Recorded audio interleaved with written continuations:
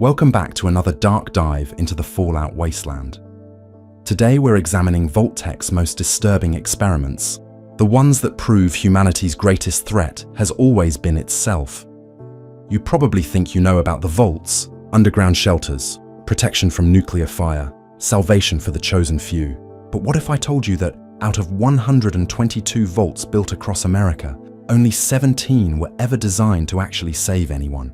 The rest were laboratories, human experimentation chambers where Vault-Tec tested how far they could push people before they broke. We're talking about children harvested for genetic material, musicians driven insane by subliminal torture, entire communities manipulated into murdering each other over a lie. These aren't rumors or wasteland legends. These are documented experiments with terminal entries, audio logs, and evidence scattered across the ruins. And if you genuinely enjoy this kind of dark storytelling, consider subscribing and liking the channel, but only if it truly resonates with you. I need to tell you something before I lose what's left of my mind. My name doesn't matter anymore. Where I came from doesn't matter. What matters is what I found when I started looking into the vaults, the real vaults, not the sanitized stories people tell around campfires or the propaganda posters you see peeling off rusted walls. I'm talking about what Vault-Tec actually did to people, to families, to children. You think you know about the Great War. October 23rd, 2077. The bombs fell, the world burned, and most of humanity turned to ash in an instant. But some people made it to the vaults. They thought they were the lucky ones. They thought those massive steel doors closing behind them meant salvation. They were wrong. I spent 3 years traveling the wasteland, crawling through collapsed tunnels and radiation-soaked ruins, piecing together terminal entries and audio logs. I've seen things that made me wish I'd never learned to read. And now I'm going to share them with you, because someone needs to know. Someone needs to remember what happened in those steel tombs buried beneath our feet. Vault-Tec built 122 vaults across America. That's what the records say. But here's what they don't tell you in those cheerful advertisements. Only 17 of them were ever meant to actually protect anyone. 17.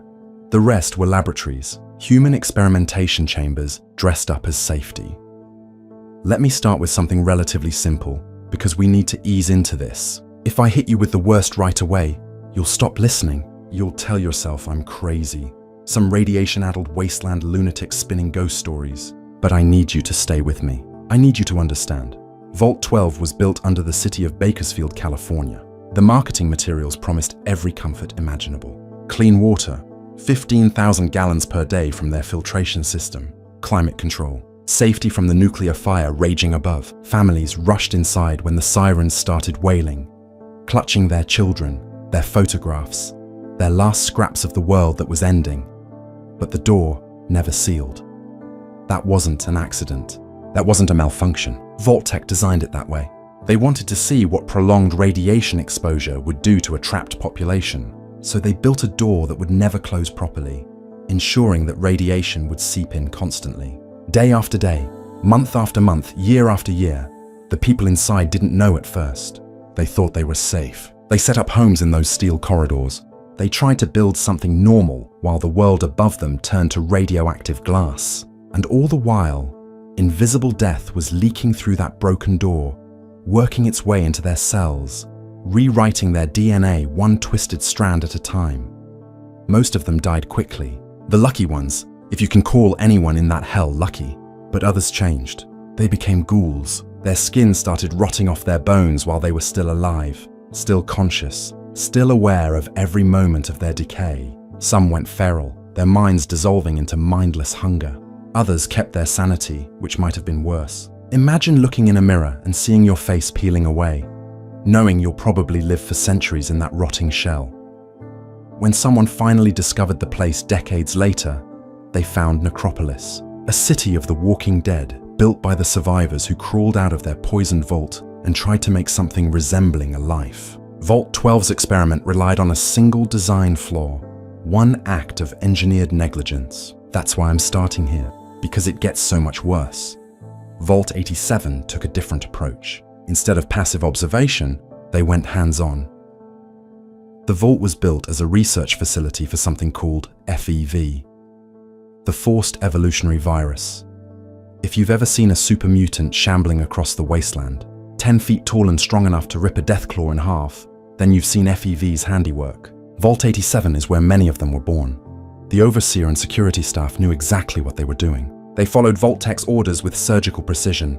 Dr. Wayne Merrick and his staff ran something called the Evolutionary Experimentation Program, and it involved taking Vault residents and systematically exposing them to FEV, documenting every agonizing second of their transformation. The process was excruciating. Subjects screamed as their bones stretched and cracked, extending into new shapes. Their muscles expanded violently, tearing and reforming. Skin changed texture, thickened, turned grey-green.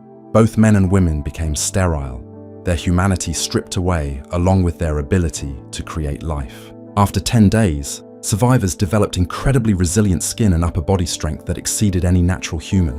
But the mental deterioration was catastrophic. Anxiety spiked to unmanageable levels. Rage became their default state. Their intellect, their memories, everything that made them who they were, dissolved into primal aggression. Every single subject had to be terminated after just 14 days because they became too violent, too unstable, too far gone from anything resembling human. Then the mutations broke free.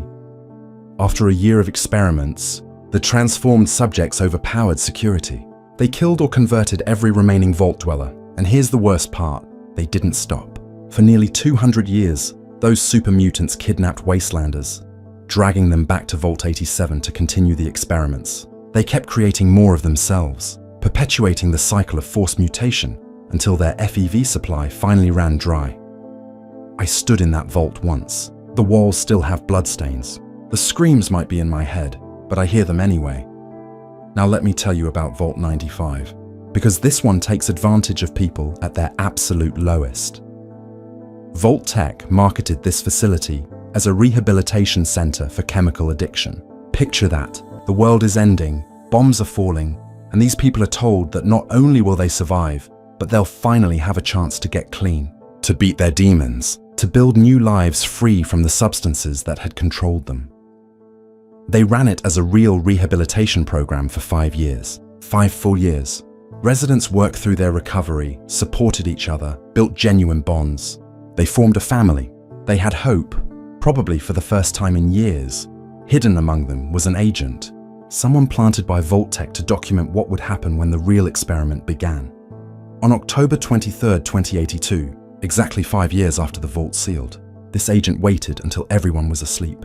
Then he opened a massive secret stash of drugs and alcohol that had been hidden in the living quarters the entire time. Every substance they'd fought so hard to quit. Right there, waiting. The community destroyed itself within days.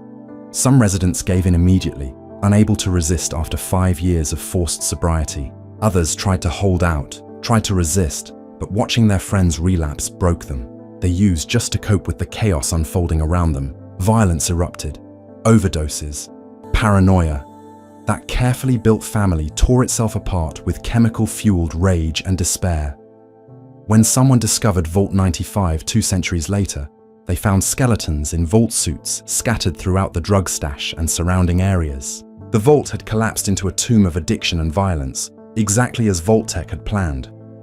What do you think really happened here? Drop your thoughts in the comments. I'd like to know if I'm the only one who feels sick thinking about this. Vault 92 targeted society's most talented artists. The world's best musicians were invited to preserve cultural heritage during the apocalypse. They believed they would safeguard humanity's music, that their art would survive even if civilization didn't. 245 musicians entered that vault, carrying instruments and hope. The vault was equipped with recording studios, sound equipment, everything a musician could need. At first they thrived. They played together, composed new pieces, kept their culture alive in those steel walls. They built friendships in those practice rooms. But Overseer Richard Rubin had classified orders. The White Noise Mind Suggestion Combat Experimentation Program. The goal was to test whether combat suggestions could be implanted into human subjects through modulated ultra-low frequency white noise. It started small. Musicians in soundproof booths heard faint, strange sounds beneath their music. Nothing obvious, just odd harmonics that didn't quite fit. The tests showed promise, so Rubin expanded the program. Speakers across the entire vault were fitted with white noise emitters. All personal music devices were confiscated. From that point on, every resident could only hear vault-provided audio.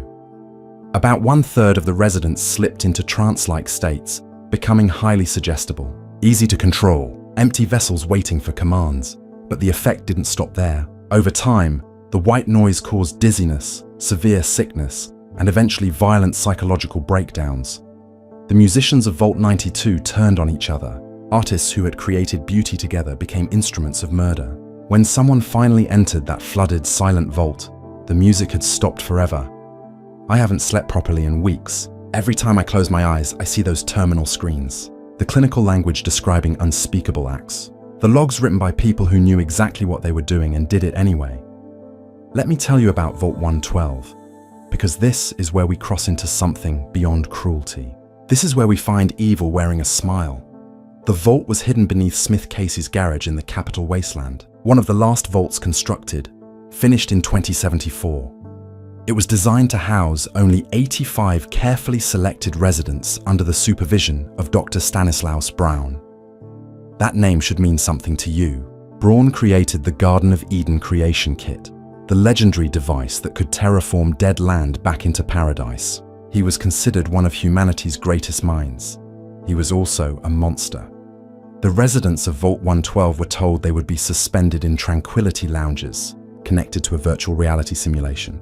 They would live perfect lives in a digital paradise forever, while their bodies remained in perfect stasis.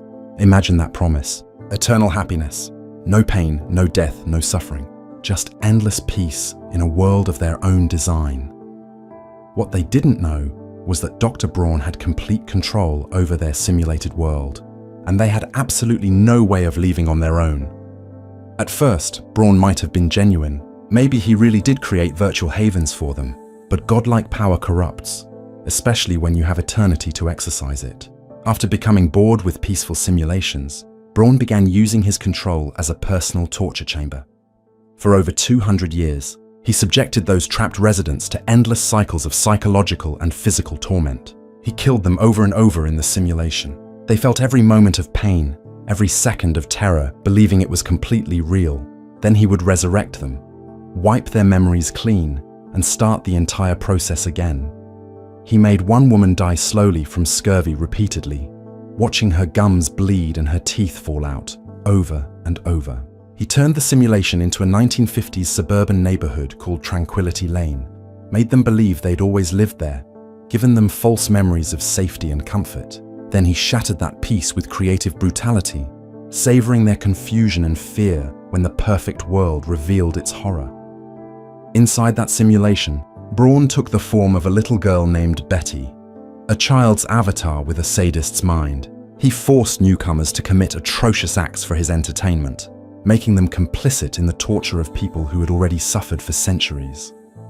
When someone finally discovered a failsafe program that could end the experiment, they faced an impossible choice: activate it and kill everyone in the simulation to free them from eternal torture, or leave them trapped with Braun forever. The failsafe would kill all the residents permanently, but spare Braun himself due to his overseer privileges. He would be left alone in his virtual world for eternity, which is perhaps the only justice that Vault ever saw.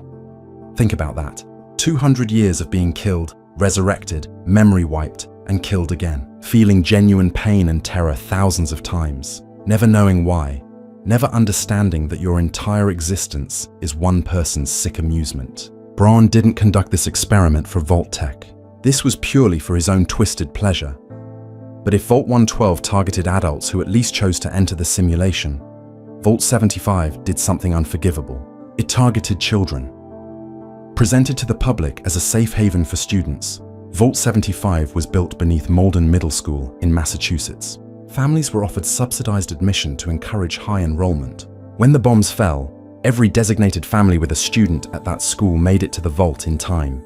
They thought their children were saved. Upon entering, the children were immediately separated from their parents. Just orientation, they were told. Temporary.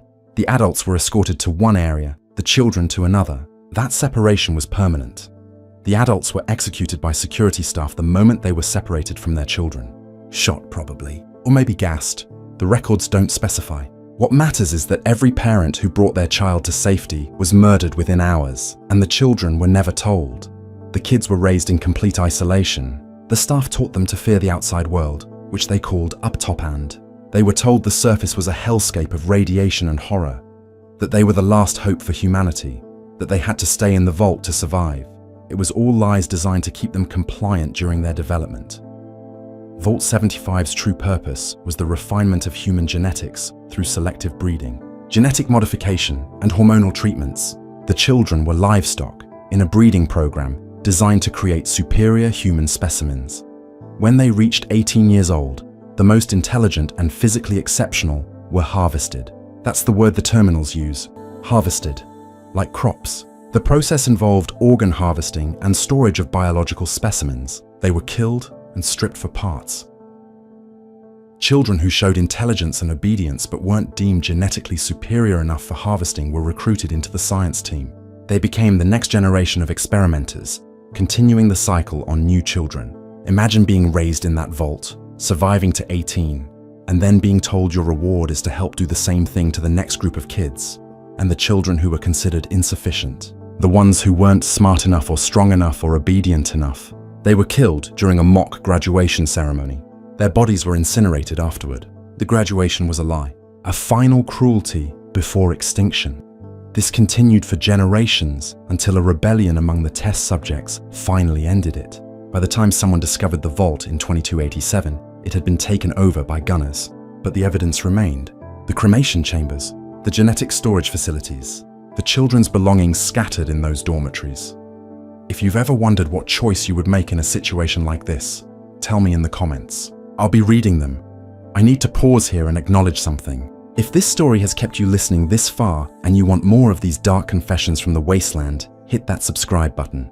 It tells me someone out there is still paying attention to warnings like these. Now let me tell you about Vault 108, because this one shows what happens when Vault-Tec doesn't settle on just one experiment. They packed multiple catastrophic scenarios into one location to see what would cause collapse first. Construction began in 2061, but was cut short in 2069 due to work stoppages. The vault was compromised from the beginning, left in an incomplete state. It was designed to house 475 residents for 38 years, but Vault-Tec deliberately created multiple points of failure. First, they left all standard positions unfilled, giving the overseer complete arbitrary power over role assignments. But then they selected Brody Jones as overseer, a man with a genetic predisposition to a rare cancer that would kill him within 3 years. They guaranteed a power vacuum early in the vault's existence. Second, the primary power supply was programmed to fail after just 20 years, with backup systems insufficient to power the entire facility. Third, the vault was stocked with 3 times the normal amount of weapons, while lacking any standard entertainment. Armed bored residents, a powder keg waiting for a spark. But the last element was the strangest, an active cloning experiment. Scientists within the vault began cloning a man named Gary. They documented how each successive clone became increasingly violent and hostile toward non-clones. By the time they reached Gary 54, the clones had become so aggressive they were injuring research staff during routine examinations. The combination of factors created a perfect storm. Leadership collapsed when Jones died. Power failures created resource scarcity. Armed residents fought for control. And somewhere in that chaos, the Gary clones multiplied beyond control. When someone finally entered Vault 108, they found it inhabited entirely by Gary clones. Dozens of identical beings who could only say one word: Gary. They attacked anyone who wasn't a clone, turning the vault into a nightmare of endless identical faces chanting the same name while trying to kill you. Imagine being a researcher in that vault, watching the clones become more violent with each generation, knowing you created this problem and having no way to stop it. Imagine being a resident, watching your overseer die, the lights failing, your neighbors turning on each other, and then the Garys breaking out of containment. Gary, Gary, Gary. That word echoing through the corridors as they hunted you. But as horrific as all of these experiments were, as many lives as they destroyed, as much suffering as they created, we haven't reached the worst one yet. There's one vault that stands above all others in its cruelty. One experiment that perfectly demonstrates how fear can transform ordinary people into monsters. And the worst part, the whole thing was a lie from the very beginning. I'm talking about Vault 11, located in the Mojave Wasteland. West of Boulder City, Vault-11 was part of an experiment to determine how far people would go to ensure their own survival. The setup was simple, brutally, elegantly simple. Every year, the residents had to sacrifice one person. If they refused, everyone in the vault would die. That's what they were told. That's what they believed. When the first overseer came down and informed the initial residents of this demand, people who had just escaped nuclear apocalypse, they were horrified. And they were angry. They elected him as the first sacrifice, sending him to his death in rage and desperation. From that point forward, being elected overseer meant being elected to die. Think about the psychological reversal. In every other society, in every other vault, people wanted to be leaders. They competed for authority and respect. But in Vault-11, the election became a death sentence. Nobody wanted to win. Everyone fought desperately to avoid being chosen. Political blocs emerged to manipulate the voting process. The Justice Bloc, Divine Will Bloc, Human Dignity Bloc, Allied Service Workers Bloc, Utilitarian Bloc, and United Vault Technicians Bloc. They created pamphlets, formed alliances, did everything they could to control who would die next. The system broke down when the Justice Bloc, the most powerful group, went to a woman named Catherine Stone. They told her they were thinking about nominating her husband Nathan. The reason didn't matter. Power doesn't need justification. They offered her a deal. Perform sexual favors for every member of the Justice Bloc, and they would spare her husband. Catherine complied. She did what they demanded. She degraded herself to save the man she loved. And then they nominated Nathan anyway. Catherine Stone became overseer through the votes of people who knew she would die for it. Imagine the betrayal. Imagine the rage. She had sacrificed her dignity, her self-respect, everything she had to protect her husband. And they killed him anyway because they could. Because power without accountability becomes cruelty by default. Catherine's first act as overseer was Overseer Order 745. She dissolved the election process entirely and decreed that from that moment forward, the position of overseer would be chosen randomly using the Vault's computer systems. No more politics, no more manipulation, pure chance. Everyone would have an equal probability of being selected for death. The Vault exploded into civil war. See, when certain people had power, when the upper class could manipulate who lived and died, the system worked for them. It was horrible, it was immoral, but it was predictable. They could protect themselves and their families through influence and manipulation. But random selection, that meant anyone could die. The privileged had as much chance of being chosen as the powerless. They couldn't accept that.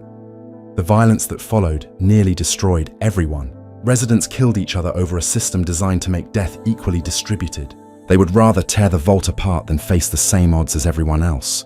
By the time the fighting stopped, only 5 people remained alive. 5 survivors out of an entire Vault population. 5 people who had spent years watching their friends and neighbors die.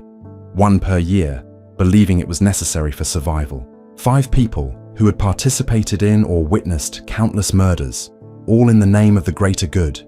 And these 5 survivors, exhausted and broken, made a decision. They refused to select another sacrifice. They were prepared to die. They were ready to face the Vault's promised extermination. Rather than kill one more person, that's when the Vault computer played its pre-recorded message. Congratulations. By choosing not to sacrifice one of your own, you have demonstrated a commitment to human life that is a shining example to us all. The Vault door is now unlocked. You are free to leave. There never was a threat. Nobody would have died if they had simply refused from the beginning. The entire experiment was designed to see how long it would take for people to defy the computer's authority, to choose morality over self-preservation.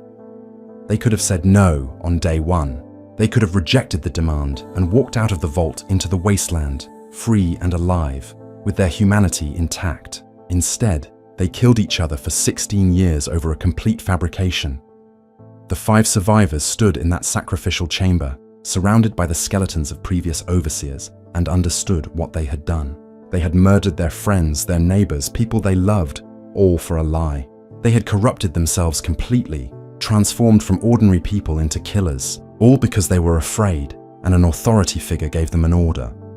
4 of the 5 survivors couldn't live with that knowledge. They committed suicide shortly after discovering the truth. The weight of what they had done, the unnecessary horror they had participated in, was too much to bear. Only 1 person walked out of Vault-11 alive, carrying the shame and grief of an entire community's moral failure. What makes Vault-11 the most disturbing experiment ever conceived is this. Vault-Tec didn't torture these people directly. They didn't expose them to radiation or viruses or mind control. They simply lied and then sat back and watched. They watched ordinary people, good people, people who probably helped their neighbors and loved their families, transform into murderers. They watched fear override every moral principle these people had. They watched humanity cannibalize itself. And the cruelest part, the answer was always no. Just refuse. Just say no to the demand, call the bluff, and walk away. But fear is a powerful thing. When an authority tells you that disobedience means death, most people comply, even when compliance means becoming something monstrous. I've stood in Vault-11. I've read the terminal entries. I've listened to the audio logs of Catherine Stone and the Justice Block and the final 5 survivors. I've seen the election posters that say, "I hate Nate," instead of "I like Ike." Desperate campaigns to get someone else killed instead of you. I've walked through that sacrificial chamber where robots gunned down 16 people who thought they were saving everyone else.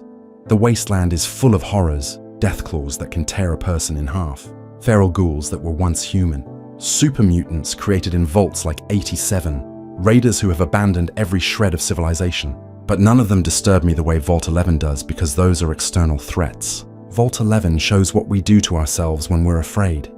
Every vault I've told you about today represents a different flavor of cruelty.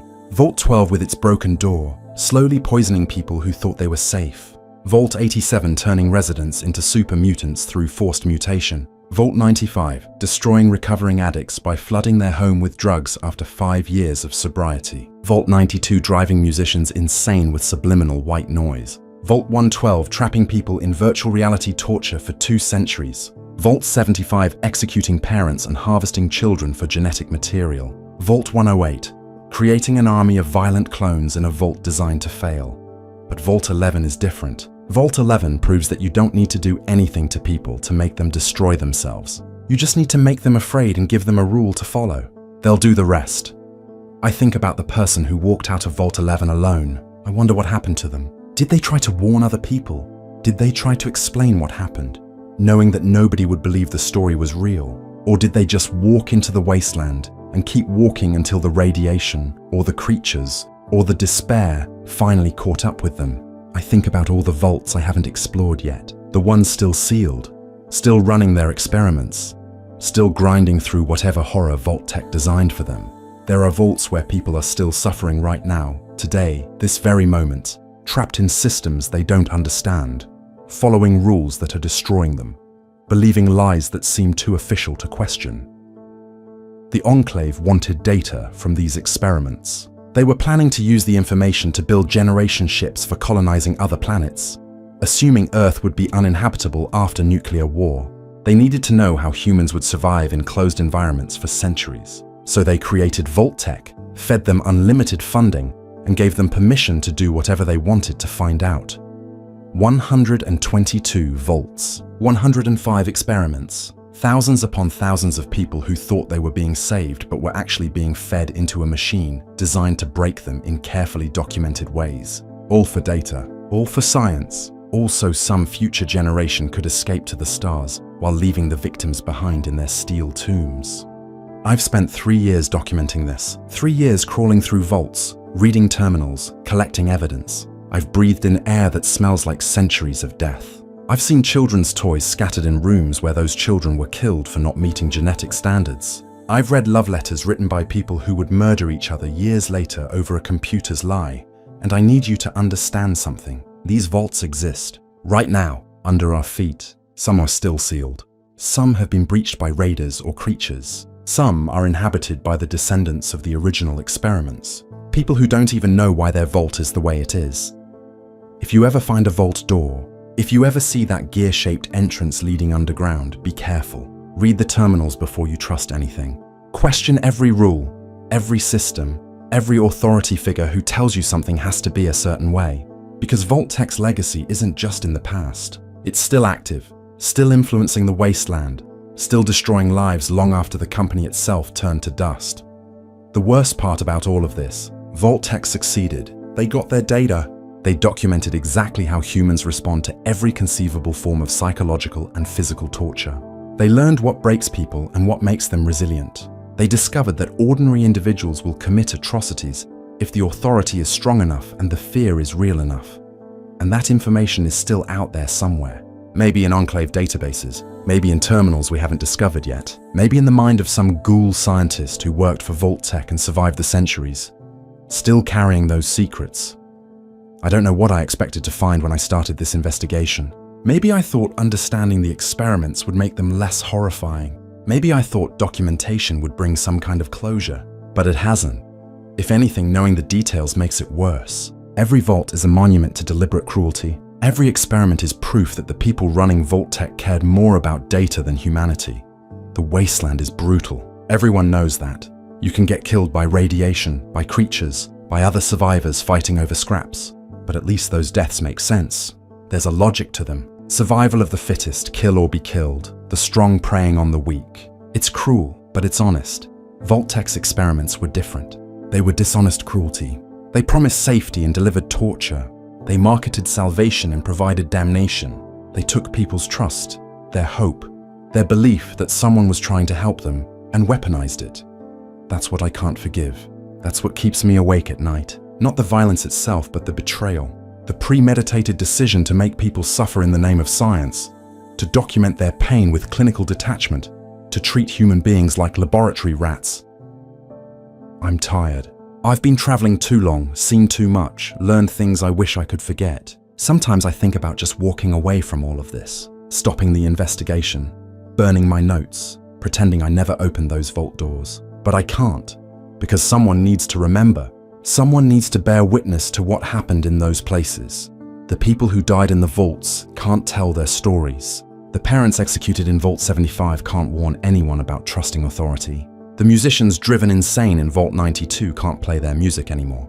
The residents of Vault 11 can't explain how fear turned them into murderers. Catherine Stone can't tell you what it feels like to be betrayed by the people you degraded yourself to appease. So I'm telling their stories.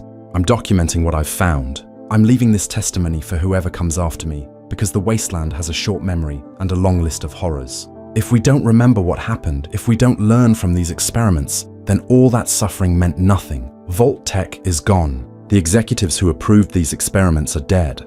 The scientists who conducted them are dust.